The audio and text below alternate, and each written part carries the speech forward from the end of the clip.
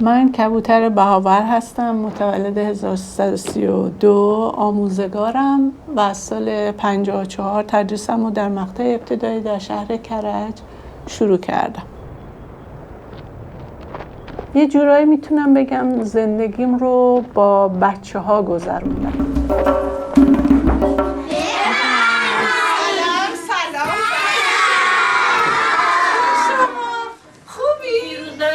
چی میگن؟ از اولین سال تدریسم تا الان اسامی تمام شاگردام رو دارم و با اکثرشون در ارتباطم. و دنیای بچه ها همیشه برام یک دنیای زیبا و قشنگی بوده. شاید یه جورایی هم شروع این پویش به خاطر آینده همین بچه ها بوده. ازش مراقبت بکنید.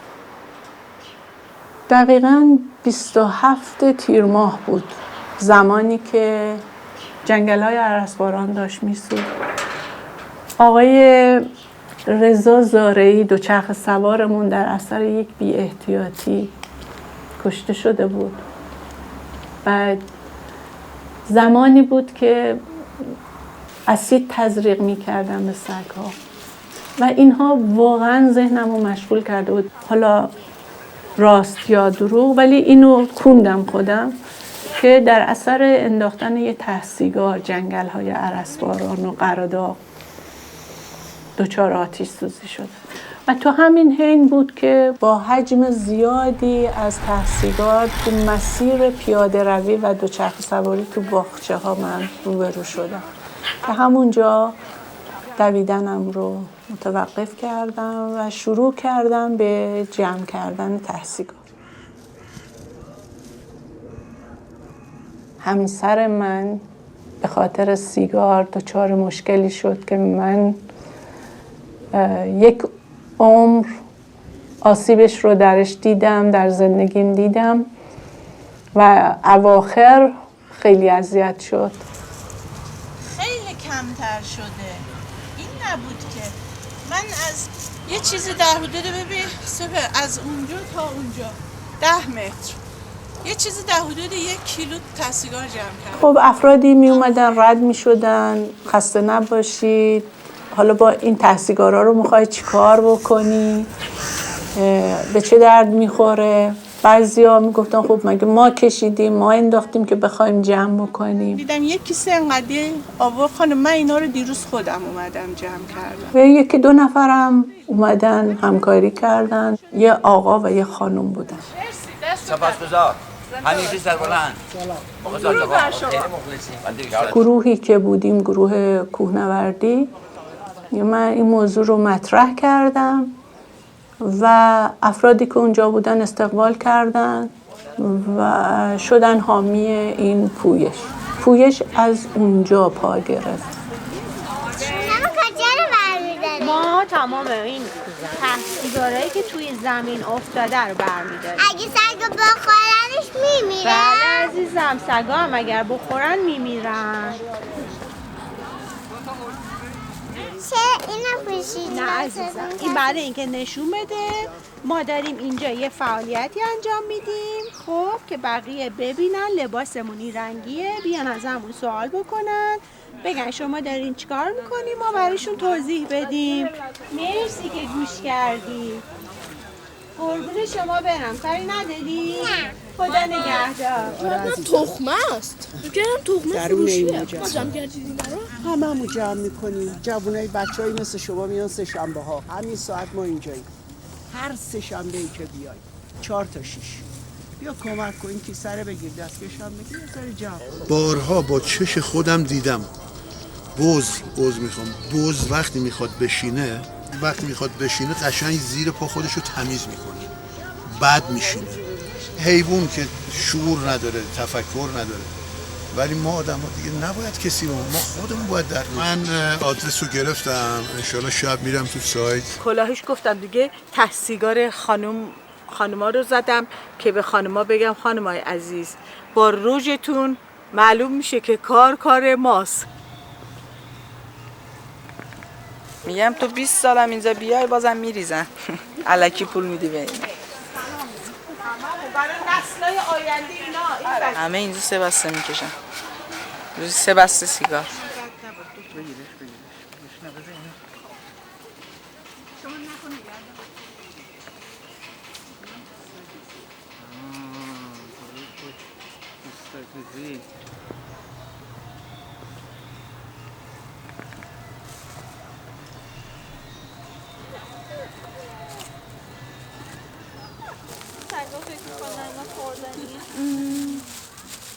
دوباره باید مردم از همون اشماوی جاها بکشن که فیلتر نشه.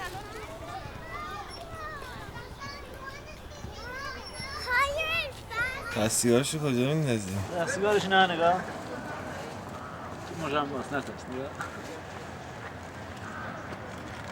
نگاه نگاه پارک یه جایی که باید انرژی باشه اکسیژن داشته باشه نه ترسیم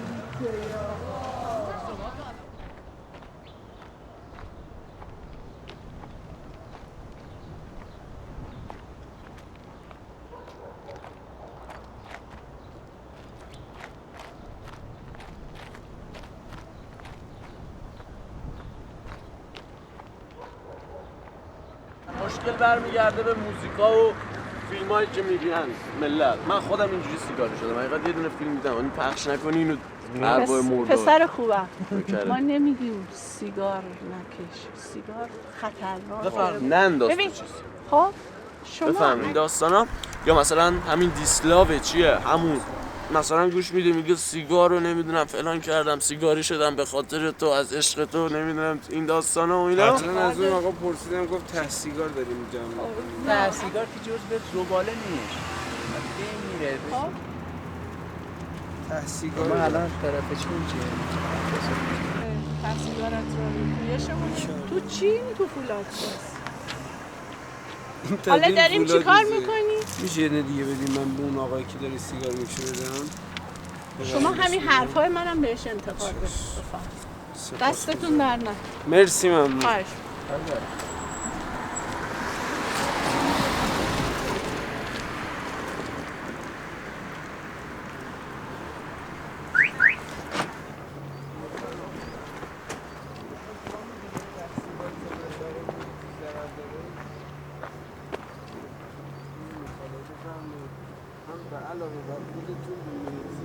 این بنده خدا دارن تحصیل‌ها رو جمع میکنن. بعد در صنعت فولاد هم این میشه استفاده کرد حالا اطلاعاتی به ما دادن. ولی لطفاً اولا سیگار نکش دوما اگه میکشی تو زباله بریز. سپاسگزارم. ببخشید وقتتون رو گرفتم.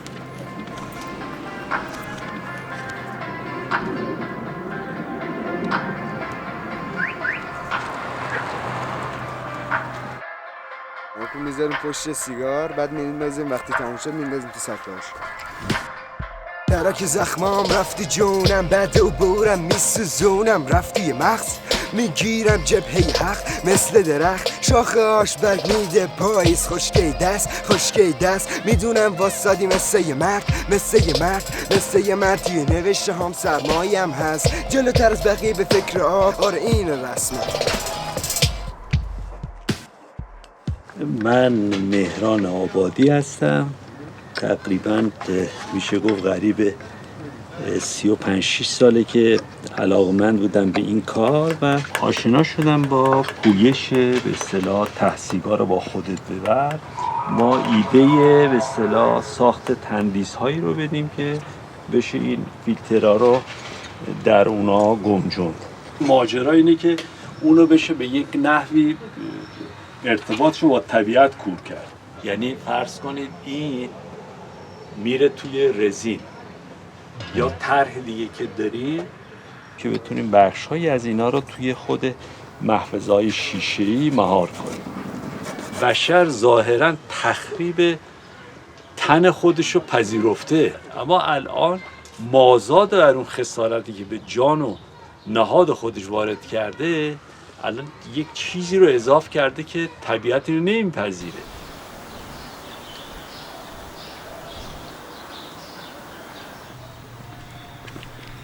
شوهرم گفته بیکاری پامشی میری ترس کن.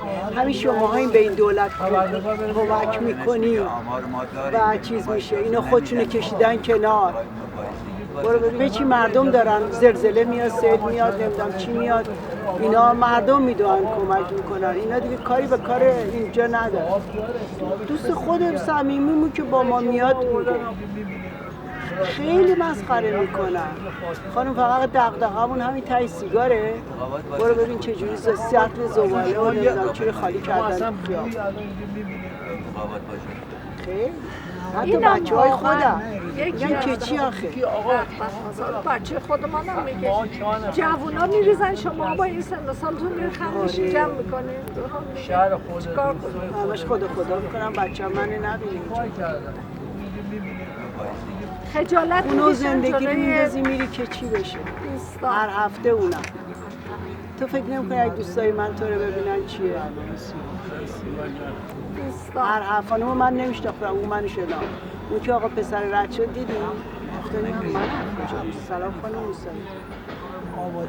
میره به یاشار که مامانت رو دیدیم جل قم پوشیده بود و موسوی.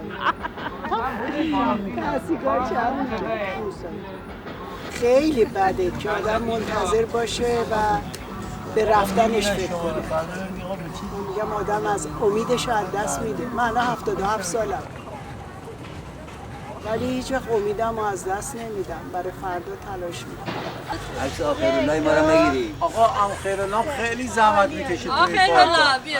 آخرالله برو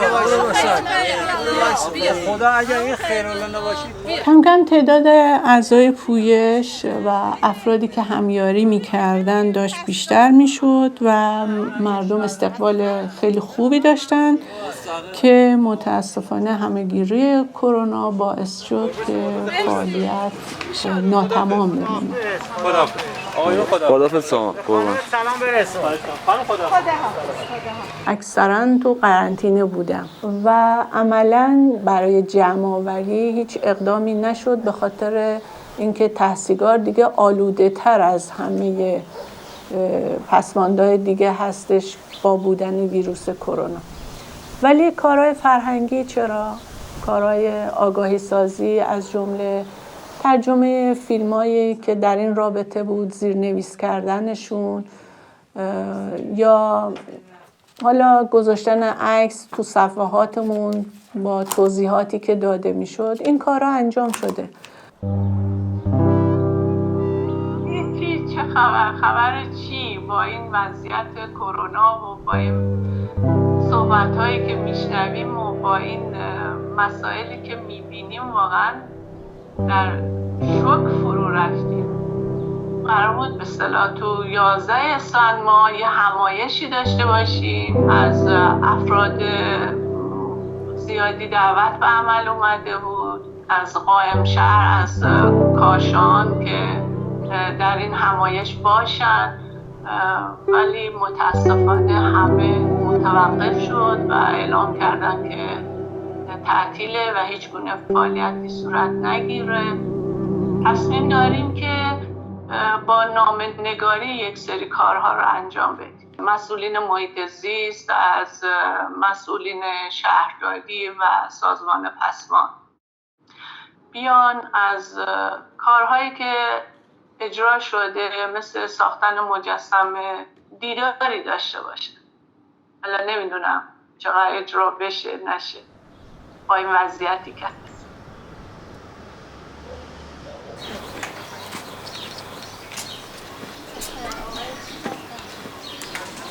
فکر کنم. سلام. سلام.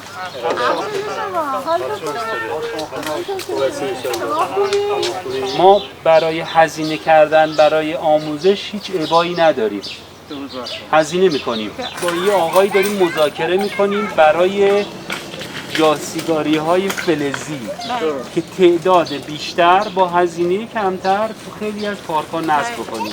منتها ما باید کارگرمون رو زیاد کنیم، مراقبتمون رو زیاد کنیم. اگر در طول روز 12 ساعت نگهبان داره، یه نگهبان دیگه بهش اضافه بکنیم که بتونن از اون مجموعه حفظ و حراست بکنن.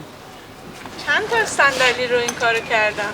ما کلا این محوطه رو کلا زدن. آره گلدون میاد توش. نه گلدونش میمونه نه جا گلدونش. ببین اینجا مگه مسئول نداره؟ مسئول داره، چرا نداره؟ خب چرا باید اینجوری بشه؟ آخه مسئول نمیاد که اینا رو بپاره. نه دیگه باید ببینیم وقتی یه کاری رو یه ارگانی انجام میده یه نفر باید باشه که مراقبت بکنه. این که نمیشه که داره نگهبان داره همین پارک داره. پس کو چرا باید اینجوری بشه؟ ببین خواهر من نگهبان داره. مثلا شما حساب کن کنار اون دیواره باید داره تا خیابون 111.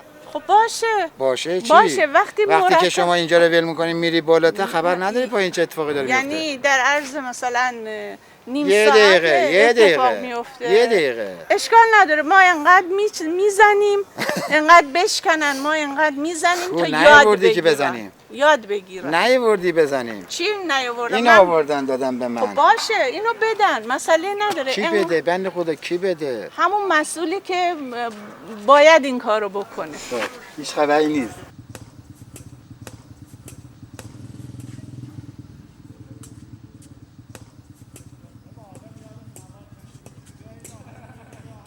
خبری نیست. امنما فقط این کوزامو شکوندم بازم.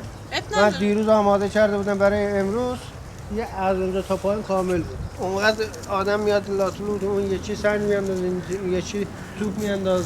حالا این بشکره جریمهش باید کارگر بده. شیشه ها رو مخواستن نصب کنن، قرار بود به ما خبر بدن بگیم چی کار کنن. همین که آوردن چسبوندن اونجا هیچی. شیشه حداقل تهش سولاق بود. خب بارون بیاد نه اون باید روش پوشیده بشه. اون میخواد چیکار؟ من فیلتر سیگار نمیخواد بریزه. روشو میپوشونیم آها میپوشونیم. آها من فکر کردم همینطوری میخوام باز بذاریم. اصلا نمیخوام آب بخوره. آها آره حالا شد.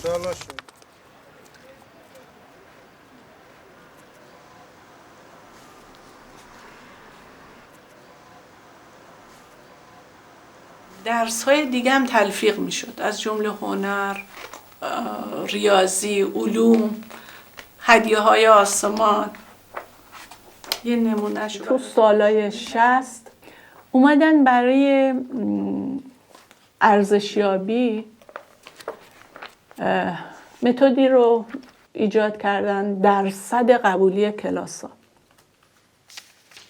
یا درصد نمره‌های 20. من هیچ وقت تو کلاسم نمره 20 مک نداشتیم و همیشه هم مورد مؤاخذه قرار می گرفتم چون اعتقادی نداشتم. ولی خب همین ارزشیابی‌ها، همین نمودارهایی که زده می شد باعث شد متاسفانه باعث شد بچه‌های ما بی‌سواد بار بیان. ما نتونستیم. من معلم یک جایی اشتباه کردم که الان حاصلش افرادی هستن که سر کارن و مشکل به وجود میاد برای هممون. این ناهنجاری ها از یک اشتباه من معلمه. شاید من ایستادم مبارزه کردم ولی شد دیگه، شد.